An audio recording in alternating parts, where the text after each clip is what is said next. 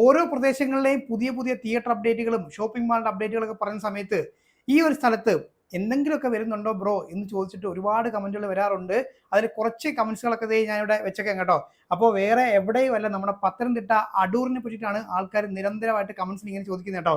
അടൂരിൽ പുതിയ തിയേറ്റർ വല്ലതും വരുന്നുണ്ടോ ബ്രോ? ഈ ഒരു കമന്റാണ് കുറച്ച് കാലമായിട്ട് ഞാൻ ഇങ്ങനെ കണ്ടുകൊണ്ടിരിക്കുന്നത്.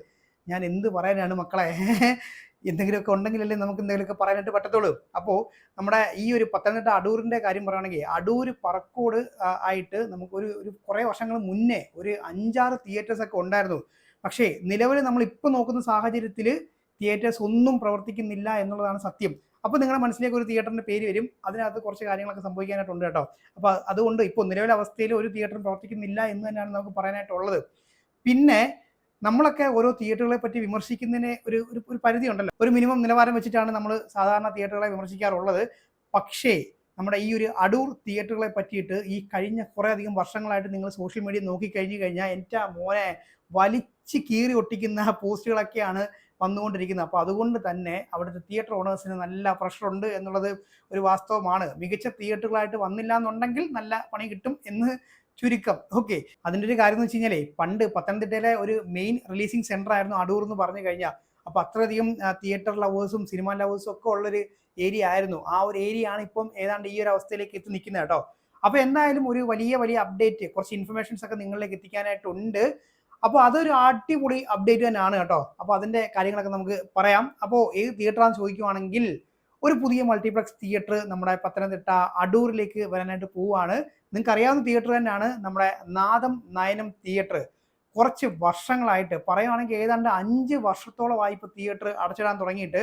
അതിൻ്റെ റെനോവേഷൻ വർക്കുകളൊക്കെ ഇങ്ങനെ നടന്ന് പോയി പതി വഴിക്കുന്നു നിന്നും തോന്നുന്നു. നമ്മുടെ കോവിഡിന് ശേഷം എനിക്ക് തോന്നുന്നു അതിനകത്ത് കാര്യമായിട്ടുള്ള മാറ്റങ്ങളൊന്നും വന്നിട്ടില്ല. അതായത് റെനോവേഷൻ വർക്കുകൾ അങ്ങനെ അങ്ങ് നിൽക്കുമായിരുന്നു.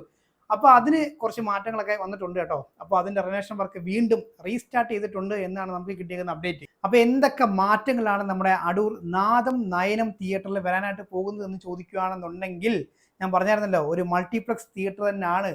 അപ്പോൾ എത്ര സ്ക്രീനാണെന്ന് ചോദിക്കുവാണെങ്കിലേ, നമ്മുടെ ഈ ഒരു നാദം നയനം സ്ക്രീൻസ് അങ്ങോട്ട് മാറ്റി നിർത്തി കഴിഞ്ഞാൽ അത് കൂടാതെ 2 സ്ക്രീനും കൂടെ ചേർത്ത് മൊത്തം 4 സ്ക്രീനോട് കൂടിയ ഒരു പുതിയ മൾട്ടിപ്ലക്സ് തിയേറ്റർ ആണ് നമുക്ക് ഭാവിയിൽ കാണാൻ സാധിക്കും എന്നുള്ളതാണ്. അപ്പോൾ സീറ്റിന്റെ എണ്ണത്തിന്റെ കാര്യത്തിലൊക്കെ ഒരു അപ്ഡേറ്റ്, ചെറുതായിട്ടുള്ള ഒരു അപ്ഡേറ്റ് കിട്ടിയിട്ടുണ്ട്. അപ്പോൾ നാദം തിയേറ്ററിൽ 250 സീറ്റ് ഉണ്ടാവും. അതുപോലെ തന്നെ നയനത്തിൽ 500 സീറ്റുകൾ ഉണ്ടാകും എന്നാണ് കേട്ടോ. അപ്പോൾ അത്യാവശ്യം നല്ല സീറ്റിംഗ് കപ്പാസിറ്റി ഉള്ള ഒരു വലിയ തിയേറ്റർ തന്നെ ആയിരിക്കും. അപ്പോൾ ഇത് രണ്ടും കൂടാതെ 2 അഡീഷണൽ സ്ക്രീനുകൾ വരുന്നുണ്ട്. അപ്പോൾ ഏകദേശം ഒരു 1000-അടുത്തൊക്കെ ഉള്ള ഒരു വലിയ വലിയ തിയേറ്ററായിട്ട് മാറാനുള്ള സാധ്യതയൊക്കെ കാണുന്നുണ്ട് കേട്ടോ. അപ്പോൾ എന്തായാലും അടൂരിൽ ഇതുവരെ ഉണ്ടായിരുന്ന ആ ഒരു കുറേ നിങ്ങൾ കമൻസുകളൊക്കെ കണ്ടു കഴിഞ്ഞാൽ എൻ്റെ മോനെ ഞാൻ ഇതൊക്കെ ഇങ്ങനെ വായിച്ചിട്ട് ഇങ്ങനെ തരിച്ചിരിക്കുമായിരുന്നു.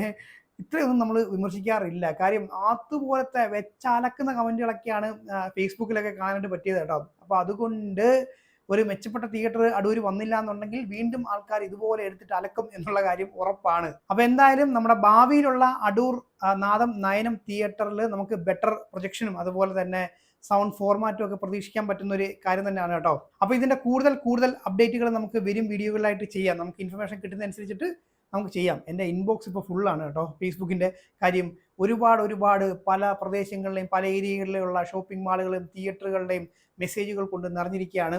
അപ്പോൾ അടുത്ത വീഡിയോ കാണാം.